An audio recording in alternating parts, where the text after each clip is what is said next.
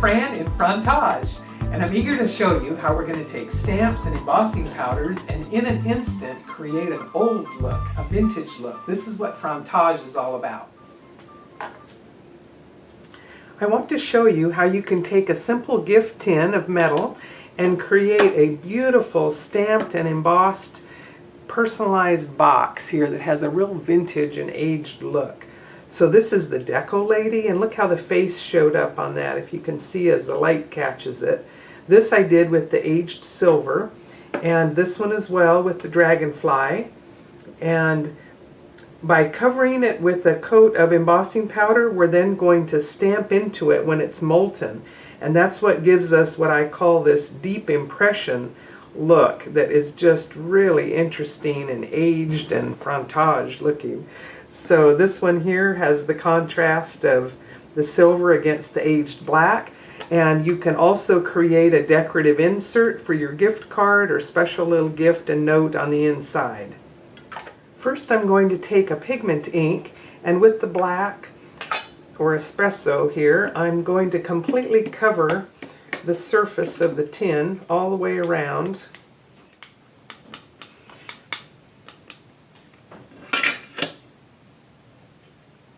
You'll see I've got a block of wood which is going to give me a riser and help me work with it later to make an impression on the top. I need that support underneath.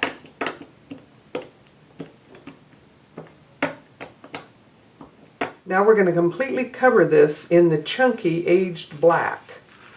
And we want to make sure we get the top and all the sides.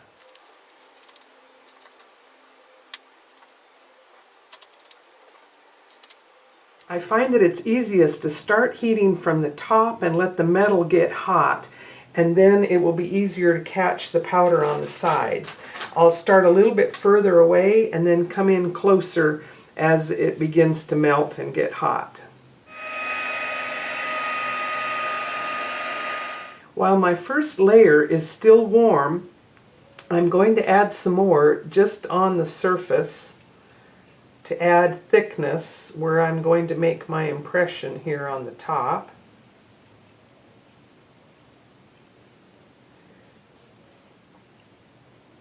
Okay, and we'll continue heating that as well.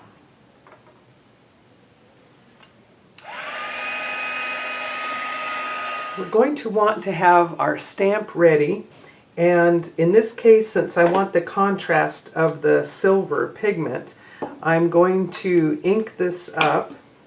This is my dragonfly, and have it ready so that as soon as I get the surface as thick and melted as possible, my stamp will be ready right away to make my impression. I'm just going to set it aside, but have it ready. The way to tell that it's hot enough is that the embossing powder should actually be moving around a bit when you blow on it with the heat tool. So I had to have the stamp ready and press right in, and I can feel it sink down in. Now I'm going to let it sit for a minute. Sometimes it releases right away, and if not, let it cool just a little bit, but don't touch it since it will be that hot. While that's cooling, we'll do a quick cleanup here. It's a bit messy, but the good thing is that you can reclaim your powder and use it again for another layer. And there you have a beautiful contrasting impression of your dragonfly against the aged black. It really is worth the effort, I think, to create these fun patterns and ultimately create a personalized, very fun box with a beautiful surprise inside. That's our deep impression stamping with any of your chunky embossing powders.